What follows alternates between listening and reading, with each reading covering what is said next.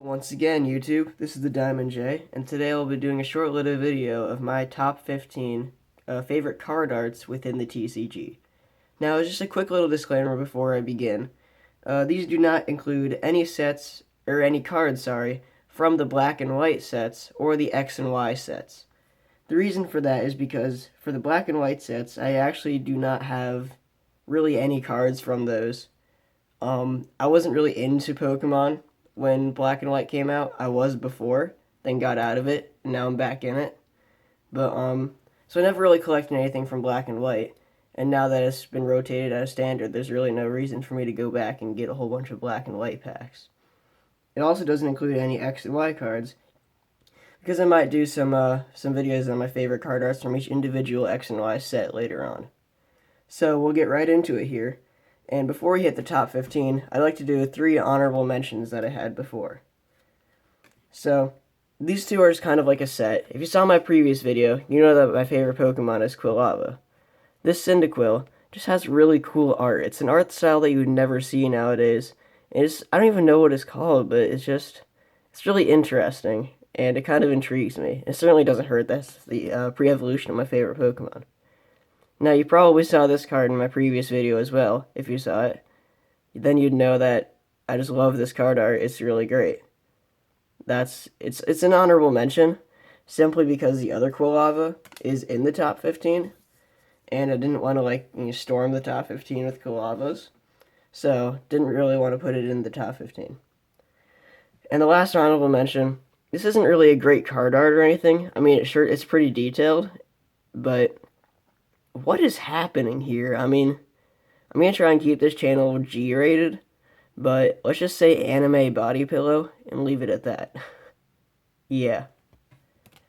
Now anyways, getting into the top 15 here, we're going to start off with number 15, who would have guessed, with Delibird.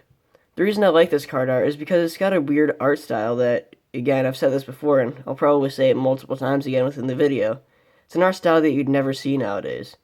It's really simple, and it's got... Delibird is normally depicted in, ice areas. Nope, this one's just on top of a house with a rainbow in the back and a forest with houses in it. So it's something that, you'd never see nowadays. Number 14 is the Pokemon mascot, Pikachu. So the reason that I like this card art is because Pikachu is normally depicted in not an action shot like this one is. It's normally depicted sitting in a forest looking at you, just being all chill and just being fat in the older cards. But this one, no, he's jumping through the air and he's shocking everything around him. I mean, it just looks really cool. So that's why I like this card art. On to number 13. This one is I could have put this in honorable mentions, but I decided just to go with it in number 13 because I like it.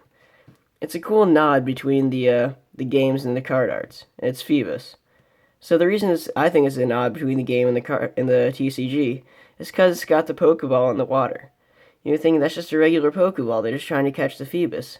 No, I'm pretty sure that's a fishing lure. If within the games you can go fishing for the Pokemon, and Phoebus is one of them you can catch. So I'm pretty sure that what's happening here is someone's trying to catch a Phoebus. I think that's a kind of cool nod to the games. Number 12, we have Koga's Kakuna. The reason I like this card is because it's a Kakuna card, and yes, there's obviously Kakuna, but there's also a Beedrill. And it's also the Pokemon power, or the ability nowadays, Emerge, which basically means that you can flip a coin. If it's heads, you can evolve right away. Search your deck for the Koga's Beedrill, and put it on Koga's Kakuna. This card is meant to be practically non-existent, that even the card art refers to it, and it has the Beedrill already in the art. Number 11, I like this card just because of how simple and kind of derpy it is. This is Gulpin. I mean, it's getting shocked by lightning. That's not safe. You shouldn't do that. That's really not a good idea. But anyways, it's really simple art. It actually still looks really nice and gets the point across really well. I just really like the way that it looks. Now we've already gone through the top 5. Now we're on to number 10. This one and the next two are actually all about how detailed they look, and I just really like the way that they look. This one is Wurmple. Wurmple is normally depicted as like a simpler version of art, as in Gulpin or Delibird. But no, this one is super detailed. It's even got the water droplets coming off the leaf and the flowers in the corner. And I really like the way that it looks, because it's something that Wurmple is normally not depicted as. And it's just watching the rain droplets fall off the leaf, and it actually looks really cute. Now number 9. Again, as I said before, because of how what's the word? Amazing it looks, is a Corsola. Now I'm sure this camera doesn't do it justice, but this card looks amazing in person. It's not even a holo. The amount of detail that they put in the even the water above it, and the bubbles that it's blowing out, and its body in general. It just has so much detail. And the fact that it's a Heart Gold Soul Silver card, which I love these cards, because it's got the silver and the gold on the borders. I just think it gives it a really rustic feel. Almost like a watercolor painting that you could see in a museum. Maybe if it wasn't a Pokemon painting, could be, but oh well. Now this card is going to look a bit different because it's from a World Championships 2004, but this is a Ralts card. So again, this card is because of how detailed it is. I mean, there's so much detail. It's like a colored pencil drawing, and I think it just looks amazing. Makes Ralts look really mysterious and interesting. And yeah, a lot of card arts do try and depict Ralts as a mysterious Pokemon, but I think this one really does the best. Now to number 7, sorry. Yeah. We have Dratini. This one I like because, again, it's an art style that you never really see too much. Do you see the 3D Play-Doh-ish Dratini Pokemon models? Yeah, you do see those every now and then. But you don't also see it in conjunction with paper background models. I mean, you have the Dratini, that's the model. Then you have like in a diorama of the paper. I think that's a really cool thing that you never see nowadays. And on to number 6. We have Glalie. So something that I haven't gone over before is my favorite types, and ice types is either first or second with steel. And the fact that Glalie is an ice type certainly doesn't hurt it, but I think this art, it just has so much detail in it, and it really makes Glalie, which is, in my opinion, is really a underknown, not well known, however you would say that Pokemon. Sure, it got a Mega in the new games, but it's honestly trash. So you never really see it. So, do people know about it now? Yeah. Do they wish they didn't know about it? Yeah. I think this card art just really does it justice and shows people just how cool it can be. Now we're getting into the top 5. This is where a lot of the holofoils are. So, this one, I like it simply because it's an Electrike, and it's acting like a dog. I mean, it looks so much like a dog, and it's its eyes. The eyes terrify me just a little bit, but it's got the hose and it's spraying water everywhere, and it just looks so much like a canine. That's the only reason I like it. I'm a huge dog lover, so I just really like the way that this card looks. It looks so real, I guess. If Pokemon were real, I suppose. Next up, we have an Electivire Holo.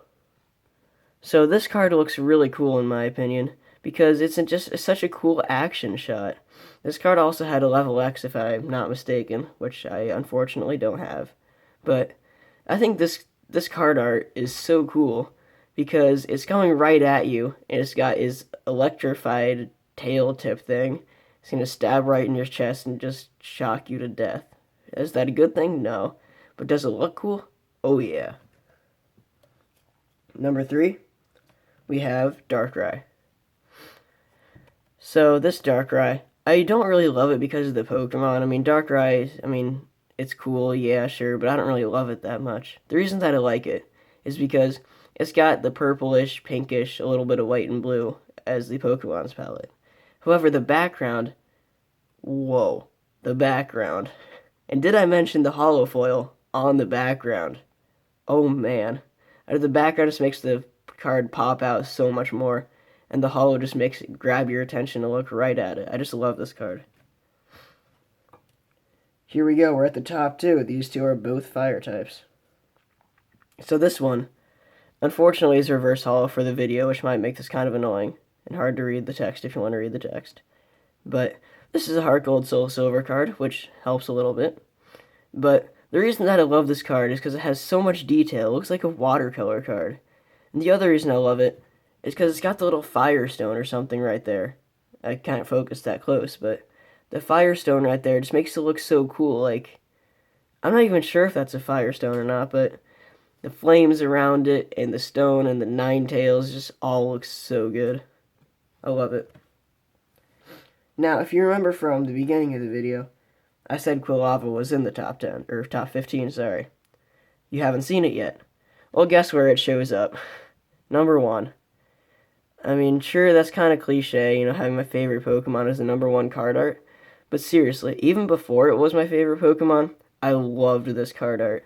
Like, this is a Pokemon that you would never see because, you know, it's a starter and it's the middle evolution of it. But this card art just makes it look so different and beautiful. Like, it's majestic almost. But that's really the only way I can describe it. Other than beautiful and majestic, and it's my favorite Pokemon, so it's got a lot of things going for it. So that's my top 15 plus 3 honorable mentions for you guys. Thank you so much for watching. If you have any suggestions about how I can make my videos better, please go ahead and leave them down in the comments. I also suggest that you leave a like and subscribe, and let me know if you think I should do some more of these videos like this, other than openings, such as some of my favorite card arts within specific sets of the X and Y series, or anything like that. So thank you so much for watching, everybody, and I hope you all have a great day. Thank you.